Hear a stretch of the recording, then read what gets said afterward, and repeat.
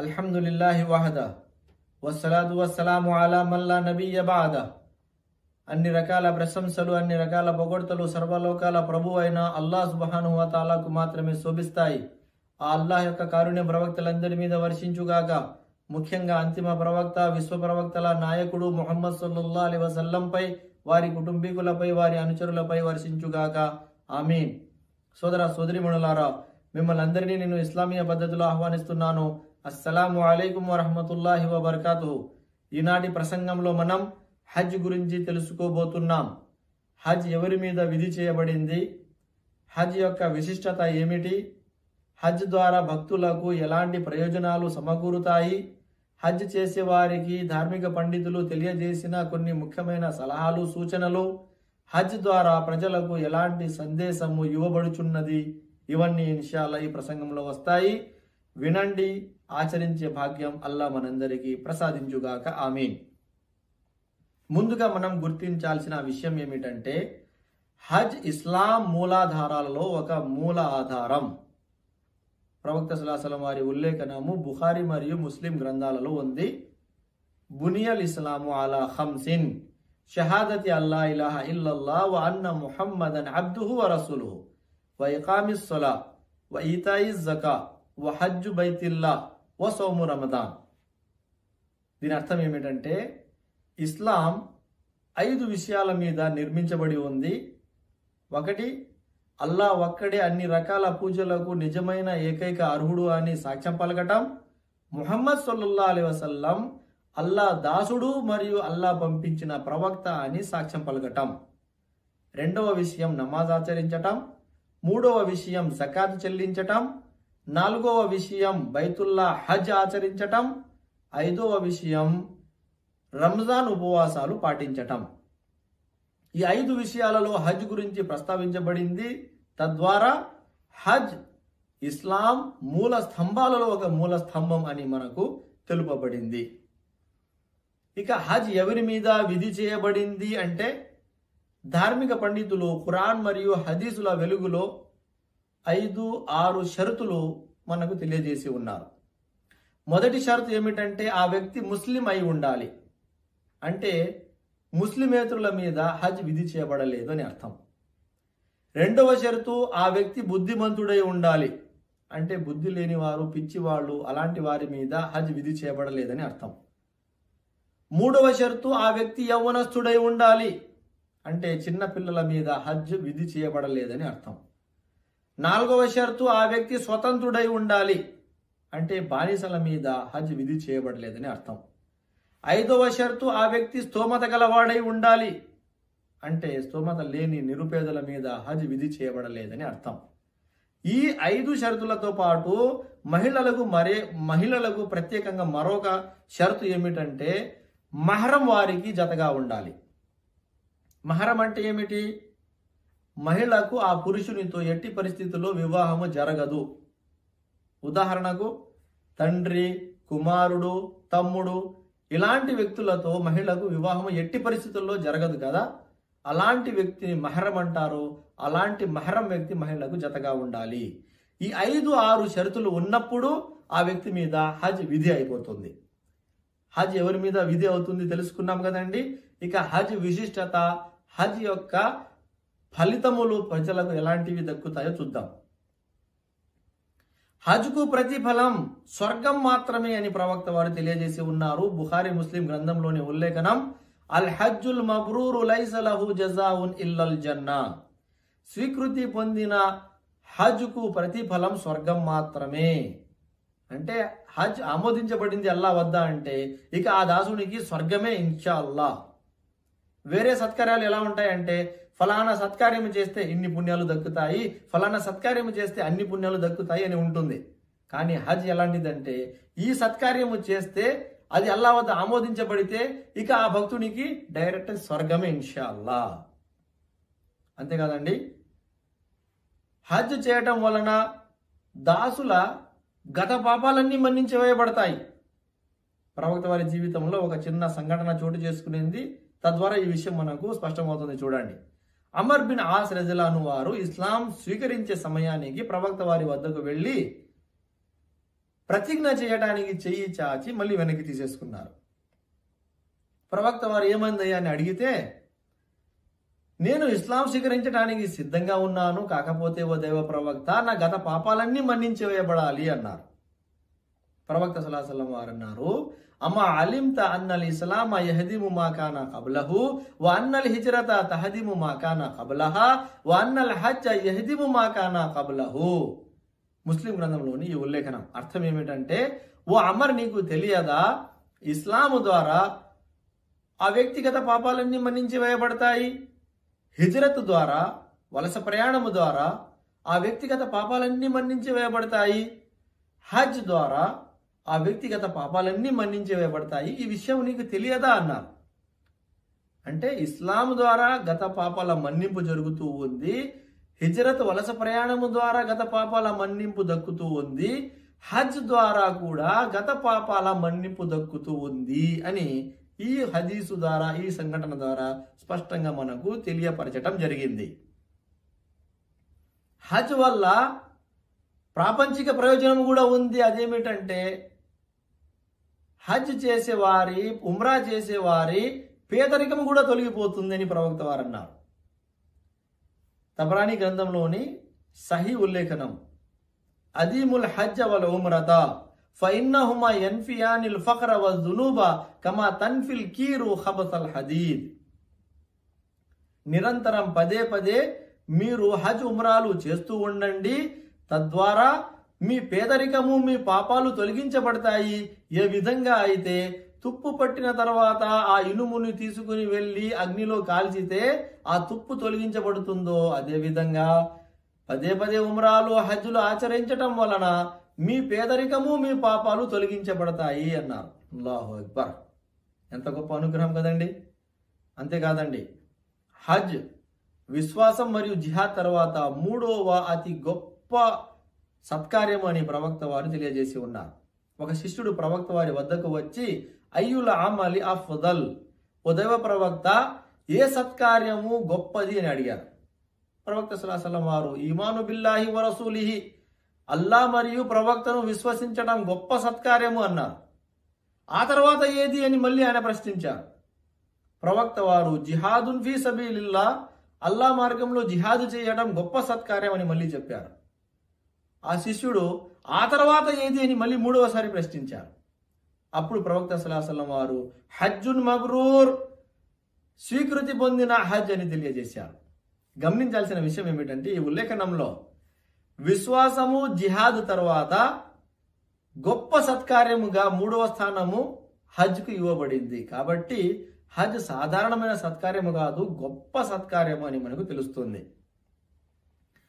మహిళలకు మరియు వృద్ధులకు హజ్ ఉమ్రాల ద్వారా జిహాద్ అంత పుణ్యము దక్కుతుంది అని కూడా తెలుపబడింది. అమ్మ ఆయిషా రజియల్లాహు తఆలా అన్హా వారు ప్రవక్త సల్లల్లాహు అలైహి వసల్లం వారితో ప్రశ్నించారు, ఓ దైవ ప్రవక్త, జిహాద్ గొప్ప సత్కార్యం, మన మహిళలకు కూడా జిహాదు చేయటానికి అనుమతి ఉందా? మన మహిళలు కూడా జిహాద్ చేయవచ్చునా ఓ దైవ ప్రవక్త అని ఆయిషా రజియల్లాహు తఆలా అన్హా వారు ప్రశ్నించగా, ప్రవక్త సల్లల్లాహు అలైహి వసల్లం వారు అన్నారు, లకున్న అఫ్దలుల్ జిహాది హజ్జున్ మబ్రూర్. బుఖారీ గ్రంథంలోని ఉల్లేఖనం. ప్రవక్త వారు అంటున్నారు, మీ మహిళల కొరకు పెద్ద జిహాద్, గొప్ప జిహాద్ ఏది అంటే స్వీకృతి పొందిన హజ్ అంటున్నారు. అంటే మీరు హజ్ చేస్తే, మహిళల గురించి చెప్తున్నారు, మహిళలు హజ్ చేస్తే అది అల్లా వద్ద ఆమోదించబడితే మహిళలకు జిహాద్ ఫీ సబీలిల్లా, అల్లా మార్గంలో పోరాటం చేయటం అంత పుణ్యము దక్కుతుంది అంటున్నారు. నసాయి గ్రంథంలోని ఉల్లేఖనంలో సూటిగా ప్రవక్త వారు చెప్పారు, జిహాదుల్ కబీరి వద్దఈఫి వల్ మర్అతి అల్ హజ్ వల్ ఉమ్రా. మహిళల కొరకు, బలహీనుల కొరకు మరియు వృద్ధుల కొరకు వారు హజ్ ఉమ్రా ఆచరించినట్లయితే జిహాదు చేసినంత పుణ్యము వారికి దక్కుతుంది అని చెప్పబడింది. అంతేకాదండి, ఎవరైతే హజ్ చేస్తూ ఉన్నారో వారు అల్లా అతిథులుగా గౌరవం పొందుతారు, వారి దువాలు స్వీకరించబడతాయి అని శుభవార్త తెలుపబడింది.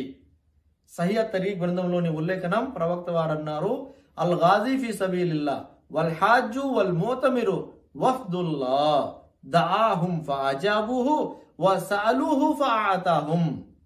దీని అర్థం ఏమిటంటే అల్లా మార్గంలో పోరాటం చేస్తున్న వ్యక్తి, హజ్ ఆచరిస్తున్న వ్యక్తి, ఉమ్రా ఆచరిస్తున్న వ్యక్తి, వీరు అల్లా అతిథులు. అల్లాహు అక్బర్. అల్లా అతిథులు అంటే మామూలు విషయం అండి. ఒక చిన్న దేశపు రాజు అతిథులుగా ఎవరికైనా ఆతిథ్యం ఇస్తే, రాజు మాకు ఆతిథ్యం ఇచ్చాడు, మేము రాజు ఇంటికి అతిథులుగా వెళ్తూ ఉన్నాము అని ఎంత గొప్పగా గౌరవంగా అందరికీ చెప్పుకుంటాం. సర్వలోకాల ప్రభు, సర్వలోకాలకు రారాజు అయిన అల్లా సుబ్హానహు వ తఆలా ఆతిథ్యం ఇస్తూ ఉన్నాడు. హజ్ మరియు ఉమ్రాలు చేసేవారు అల్లా యొక్క అతిథులుగా గౌరవం పొందుతున్నారు. ఎంత గొప్ప గౌరవం అండి, చూడండి మిత్రులారా. ప్రవక్త వారు అంటున్నారు, అల్లా సుబ్హానహు వ తఆలా వారికి రమ్మని, హజ్ ఆచరించడానికి, ఉమ్రా చేయడానికి రమ్మని ఆహ్వానించాడు. వీరు అల్లా ఆహ్వానం ప్రకారం అక్కడికి వెళ్ళారు కాబట్టి వారు అల్లాహతో దువా చేస్తే అల్లా వారి దువా స్వీకరిస్తాడు. హజ్ ఉమ్రాలు చేసిన వారి యొక్క దువా స్వీకరించబడుతుంది, రద్దు చేయబడదన్న విషయము ఇక్కడ తెలుపబడింది. అలాగే హజ్ ఉమ్రాలు చేస్తున్న వారు అల్లా అతిథులుగా గౌరవం పొందుతారు. అంతేకాదండి మిత్రులారా, ఎవరైనా హజ్ నిమిత్తం ఇంటి నుంచి బయలుదేరాడు లేదా ఉమ్రా నిమిత్తం ఇంటి నుంచి బయలుదేరాడు, మార్గంలో ప్రమాదవశాత్తు మరణించాడంటే ఆ వ్యక్తికి పూర్తి హజ్ లేదా పూర్తి ఉమ్రా పుణ్యం ఇవ్వబడుతుంది అని చెప్పబడింది. సహిహ్ తర్గీబ్ గ్రంథంలోని ఉల్లేఖనము, ప్రవక్త వారు అన్నారు, మన్ ఖరజ హాజన్ ఫమాత కుతిబ లహు అజ్రుల్ హాజి ఇలా యౌమిల్ ఖియామా వ మన్ ఖరజ ముఅతమిరన్ ఫమాత కుతిబ లహు అజ్రుల్ ముఅతమిరి ఇలా యౌమిల్ ఖియామా. ఏ వ్యక్తి అయితే హజ్ కోసం బయలుదేరాడో ఆ తర్వాత అతను మరణించాడో అతనికి పూర్తి హజ్ పుణ్యం ఇవ్వబడుతుంది. ఏ వ్యక్తి అయితే ఉమ్రా నిమిత్తం బయలుదేరాడో ఆ తర్వాత మరణించేశాడో అతనికి పూర్తి ఉమ్రా యొక్క పుణ్యం ఇవ్వబడుతుంది. ఈ నిబంధన ప్రళయం వరకు కొనసాగుతుంది అని చెప్పారు. ప్రవక్త వారి జీవితంలో అలాంటి సంఘటన కూడా జరిగింది. ప్రవక్త వారితో పాటు సహాబాలు హజ్ కోసం వెళుతూ ఉంటే దారిలో ఒక సహాబీ ప్రమాదవశాత్తు వంటపై నుంచి జారి కింద పడ్డారు, మెడ విరిగింది, అందులోనే ఆయన మరణించారు. ఆయన మరణానంతరం ప్రవక్త వారు సహాబాలకు ఆదేశిస్తూ, ఇగ్సిలూహు బిమాయిన్ వసిద్రిన్ వకఫినూహు బిసౌబైహి వలా తుఖమ్మిరు రాసహు వలా తుహన్నితూహు ఫఇన్నహు యుబాసు యౌమల్ ఖియామతి ములబ్బియన్ అన్నారు. ఇది బుఖారీ ముస్లింలోని గ్రంథం. అర్థం ఏమిటంటే ఆ మరణించిన వ్యక్తి గురించి ప్రవక్త వారు అంటున్నారు, రేణి చెట్టు ఆకులతో నీరు ఉడికించి ఆ నీరుతో ఆ వ్యక్తికి గుసుల్ స్నానం చేయించండి. అతను ధరించిన బట్టల్లోనే అతనికి కఫన్ ఇవ్వండి, శవవస్త్రాలుగా చుట్టండి. అతను ఏ బట్టలు ధరించి ఉన్నాడండి? ఎహ్రాం ధరించి ఉన్నాడు. ఎహ్రాం బట్టల్లోనే అతనికి కఫన్ ఇవ్వండి. అతని తలను కప్పవద్దు, అతని శరీరం మీద సువాసన పూయవద్దు. ఎందుకంటే అతను రేపు పరలోకంలో తల్బియా లబ్బైక్ అల్లాహుమ్మ లబ్బైక్ అని పఠిస్తూ లేస్తాడు అని చెప్పారు. అల్లాహు అక్బర్. ఎంత అదృష్టంతో కూడుకున్న విషయమో చూడండి మిత్రులారా. ఇక ఒక పెద్ద హదీసు ఉందండి. ఇందులో హాజీ ఇంటి నుండి బయలుదేరి ఒక అడుగు వేసినప్పటి నుండి మళ్ళీ ఇంటికి తిరిగి వచ్చినంత వరకు అడుగు అడుగునా ప్రతి చోట ఎలాంటి వరాలు పొందుతాడో తెలియజేయడం జరిగింది. తెలుగులో సారాంశం చదువుతాను, ఇన్షాల్లా వినండి. ప్రవక్త సల్లల్లాహు అలైహి వసల్లం వారు తెలియజేస్తూ ఉన్నారు, మీరు అల్లా గృహం వైపు హజ్ యాత్ర సంకల్పంతో బయలుదేరితే మీ సవారీ వేసే ఒక్కొక్క అడుగుకు బదులుగా అల్లా ఒక పుణ్యం ప్రసాదిస్తాడు, ఒక పాపము క్షమించేస్తాడు. మీరు తవాఫ్ తరువాత చదివే 2 రకాతుల నమాజ్ ఇస్మాయిల్ అలైహిస్సలాం వంశంలోని ఒక బానిసను స్వతంత్రుణ్ణి చేసిన దానికి సమానమవుతుంది. మీరు సఫా మర్వాల మధ్య చేసే సై 70 బానిసలను స్వతంత్రులుగా చేసిన దానికి సమానము. అరఫా రోజు సాయంత్రం మొదటి ఆకాశం పైకి అల్లా వచ్చి మీ పట్ల గర్విస్తూ ఇలా అంటాడు, చూడండి, నా ఈ భక్తులు దూర ప్రదేశాల నుండి శ్రమించి దుమ్ము ధూళిలను భరించి నా వద్దకు వచ్చారు. వీరు నా అనుగ్రహాన్ని ఆశిస్తున్నారు. కావున భక్తులారా, మీ పాపాలు ఇసుక కంకరు అన్ని ఉన్నా, లేదా వర్షపు చినుకులన్నీ ఉన్నా, లేక సముద్రపు నురుగు అన్ని ఉన్నా వాటన్నింటినీ నేను క్షమించి వేస్తున్నాను. వినండి నా దాసులారా, ఇక మీరు ముజ్దలిఫా వైపు వెళ్ళండి, నేను మిమ్మల్ని క్షమించేశాను, అలాగే మీరు ఎవరి కోసం ప్రార్థించారో వారిని కూడా క్షమించేశాను. ప్రవక్త సల్లల్లాహు అలైహి వసల్లం వారు అంటున్నారు, ఆ తర్వాత మీరు జమరాత రాళ్ళు కొడితే మీరు కొట్టే ప్రతి రాయికి బదులుగా ఒక పెద్ద పాపము తుడిచివేయబడుతుంది. మీరు కుర్బానీ చేస్తే దాని పుణ్యం మీ ప్రభు అల్లా వద్ద మీకోసం భద్రపరచబడుతుంది. మీరు తలనీనాలు సమర్పించినప్పుడు అల్లా ప్రతి వెంట్రుకకు బదులు ఒక పుణ్యం వ్రాసేస్తాడు, ఒక పాపము తుడిచివేస్తాడు. ఆ తరువాత మీరు తవాఫ్ చేస్తే మీరు పాపాలు లేకుండా పూర్తిగా ఎలా కడిగివేయబడతారంటే, మీరు తల్లి గర్భం నుంచి జన్మించినప్పుడు ఎలాగైతే మీ కర్మపత్రాలలో పాపాలు ఉండవో అలా అయిపోతారు. తరువాత ఒక దూత వచ్చి మీ రెండు భుజాల మధ్య చెయ్యి పట్టి ఇలా అంటాడు, వెళ్ళండి, ఇక మీ భవిష్యత్తు కొరకు సత్కార్యాలు చేయండి, ఎందుకంటే మీ గత పాపాలు అన్నీ క్షమించి వేయబడ్డాయి. సహీ అతర్గీబ్ గ్రంథంలోని పెద్ద ఉల్లేఖనాల యొక్క సారాంశము ఇది. ఇందులో చూడండి, హాజీ ఇంటి నుండి బయలుదేరినప్పటి నుండి అతను వేస్తున్న ప్రతి అడుగుకు పుణ్యాలు దక్కుతూ ఉన్నాయి, పాపాలు మన్నించబడుతూ ఉన్నాయి. అతను చేస్తున్న ప్రతి సత్కార్యానికి వరాల మీద వరాలు అతనికి ఇవ్వబడుతూ ఉన్నాయి, అతని ప్రార్థనలు ఆమోదించబడుతూ ఉన్నాయి. అలాగే అతని పాపాలు క్షమించి వేయబడటంతో పాటు అతను ఎవరి కోసం దువా చేస్తున్నాడో వారి పాపాలు కూడా క్షమించి వేయబడుతూ ఉన్నాయి. అల్లాహు అక్బర్.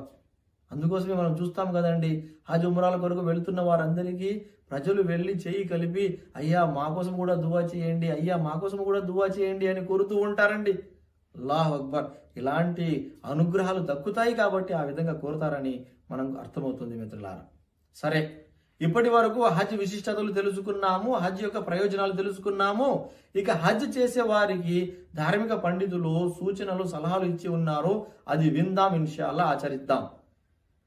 మొదటి సూచన సలహా ఏమిటంటే, స్తోమత గలవారు వెంటనే హజ్ చేయాలి, ఆలస్యం చేయకూడదు. అహ్మద్ గ్రంథంలోని ఉల్లేఖనంలో ప్రవక్త వారు తెలియజేశారు, మన్ అరాదల్ హజ్జ ఫల్యతఅజ్జల్ ఫఇన్నహు ఖద్ యమ్రిజుల్ మరీజు వతదిల్లు దాల్లతు వతారిజుల్ హాజతు. ఎవరైతే హజ్ ఆచరించాలనుకుంటున్నారో వారు తొందరగా ఆచరించేయాలి, ఎందుకంటే తెలియదు అతనికి వ్యాధి రావచ్చు, తెలియదు అతను సొమ్ము ఏదైతే ప్రోగు చూసుకుని ఉన్నాడో అతను కోల్పోవచ్చు, అలాగే తెలియదు అతనికి ఏదైనా ఊహించని ఒక సమస్య చుట్టుముట్టవచ్చు. కాబట్టి హజ్ చేయాలనుకున్న వారు వెంటనే హజ్ చేసేయాలి, ఆలస్యం చేయకూడదు. ఉమర్ రజిలాను వారు స్తోమత ఉండి కూడా హజ్ చేయని వారి మీద ఆగ్రహించారు. ఉమర్ రజిలాను వారు తెలియజేశారు, కొంతమందిని పంపించి స్తోమత ఉండి కూడా హజ్ చేయని వాళ్లను గుర్తించి వారిపై జిజియా విధించాలి, ఎందుకంటే ఇలా చేసేవారు ముస్లింలు కాజాలరు అన్నారు. అల్లాహు అక్బర్. కోట్లు లక్షలు పెట్టుకుని కూడా చాలా మంది హజ్కు వెళ్ళరు. చూడండి ఉమర్ రజియల్లాహు వారు ఏమంటున్నారు, అలాంటి వ్యక్తులు అసలు ముస్లింలేనా అని ఆయన సందేహం వ్యక్తపరుస్తూ ఉన్నారు. కాబట్టి ఆలస్యం చేయవద్దు, తస్కారం చేయవద్దు, వెంటనే స్తోమత ఉన్నవారు హజ్ ఆచరించండి. మొదటి సలహా అండి ఇది. రెండవ సలహా ఏమిటంటే, హజ్ ఉమ్రాలు చేసేవారు కేవలం ధర్మసమ్మతమైన హలాల్ సంపాదనతోనే హజ్ ఉమ్రాలు చేయాలి. అధర్మమైనది హరాం సంపాదనతో హజ్ ఉమ్రాలు చేస్తే ప్రయోజనం ఉండదు. ప్రవక్త సల్లల్లాహు అలైహి వసల్లం వారు అన్నారు, యా అయ్యుహన్నాస్ ఇన్నల్లాహ తయ్యిబున్ వలా యఖ్బలు ఇల్లా తయ్యిబన్. ఓ ప్రజల్లారా, అల్లాహ్ సుబ్హానహు వ తఆలా పరిశుద్ధుడు, పరిశుద్ధమైన వాటినే ఆయన స్వీకరిస్తాడు. అధర్మమైన సంపాదన అది అపరిశుభ్రమైనది, అల్లాహ్ సుబ్హానహు వ తఆలా దానిని ఆమోదించడు. ప్రవక్త వారి జీవితంలోనే జరిగిన దాన్ని బట్టి ప్రవక్త వారు అంటున్నారు, ఒక వ్యక్తి దూరపు ప్రదేశము నుండి కాలి నడకన ఎంతో శ్రమతో కాబాకు చేరుకున్నాడు. అతని మొహం మీద దుమ్ము ధూళి ఉంది. అతను రెండు చేతులు ఆకాశం వైపుకి ఎత్తి ఎంతో దీనంగా యా రబ్బీ యా రబ్బీ, ఓ నా ప్రభువా ఓ నా ప్రభువా అని దువా చేస్తూ ఉన్నారు. ప్రవక్త సల్లల్లాహు అలైహి వసల్లం వారు ఆ వ్యక్తిని చూసి ఇలా అన్నారు, ومطعمه حرام ومشربه حرام وملبسه حرام وغذي بالحرام فأنى يستجاب لذلك. అంటే అతను తినింది హరాం, అతను త్రాగింది హరాం, అతను ధరించింది కూడా హరాం, అతని ఆహారం మొత్తం హరాంతో ఉంది. కాబట్టి హరాం తిని హరాం తాగి హరాం ధరించిన వ్యక్తి యొక్క ప్రార్థన ఎలా ఆమోదించబడుతుంది అని ప్రవక్త వారు అంటున్నారు. కాబట్టి హరాం సంపాదనతో ఏ సత్కార్యము చేసినా స్వీకరించబడదు. ముఖ్యంగా హజ్ ఉమ్రాలు అయితే అస్సలు స్వీకరించబడవు. కాబట్టి హలాల్ సంపాదన, ధర్మ సమ్మతమైన సంపాదనతో మాత్రమే హజ్ ఉమ్రాలు చేయాలి, హరాంతో చేయకూడదు. మూడవ సలహా ఏమిటంటే హజ్ యాత్రలో గొడవలకు, దూషణలకు, అసభ్యమైన కార్యాలకు దూరంగా ఉండాలి. అల్లాహ్ సుబ్హానహు వ తఆలా సూరా బఖరా 197వ వాక్యంలో తెలియజేశాడు, ఫలా రఫస వలా ఫుసూక వలా జిదాల ఫిల్ హజ్జి.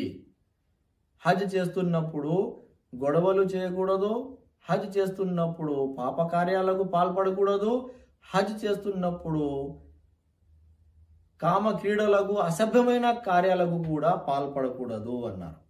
ఎవరైతే పాపాలు చేయకుండా, అసభ్యమైన కామ క్రీడలకు పాల్పడకుండా, పాపాలు చేయకుండా, గొడవలు పడకుండా హజ్ ఉమ్రా ఆచరించుకుంటారో రజా కమా వలదత్హు ఉమ్ముహు, ఆ వ్యక్తి ఇంటికి తిరిగి వచ్చేటప్పుడు అప్పుడే తల్లి గర్భం నుంచి జన్మించిన వ్యక్తి ఖాతాలో ఎలాగైతే పాపాలు ఉండవో ఆ విధంగా అతను ఇంటికి తిరిగి వస్తాడు అని ప్రవక్త వారు తెలియజేసి ఉన్నారు. కాబట్టి హజ్ ఉమ్రాలు చేస్తున్న వారు ప్రత్యేకంగా గమనించాల్సిన విషయం ఏమిటంటే ఎవరితో గొడవలు పెట్టుకోకూడదు, ఎవరిని దూషించకూడదు, ఎలాంటి అసభ్యమైన కార్యక్రమాలకు పాల్పడకూడదు.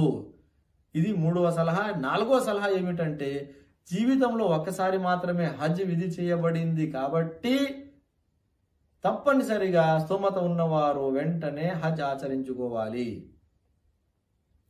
ఐదవ సలహా ఏమిటంటే విపరీతమైన వ్యాధిగ్రస్తులు ఉంటే వారి బంధువులు వారి తరపున హజ్ లేదా ఉమ్రాలు చేయవచ్చును. ఒక మహిళ ప్రవక్త సల్లల్లాహు అలైహి వసల్లం వారి వద్దకు వచ్చి, ఓ దైవ ప్రవక్త, నా తండ్రి వ్యాధిగ్రస్తుడైపోయాడు, బలహీనుడైపోయాడు, సవారి మీద కూర్చోవడానికి కూడా అతని వద్ద శక్తి లేదు, నేను ఆయన తరపున హజ్ ఉమ్రా చేయవచ్చునా అంటే ప్రవక్త వారు చేయవచ్చును అని అనుమతి ఇచ్చారు.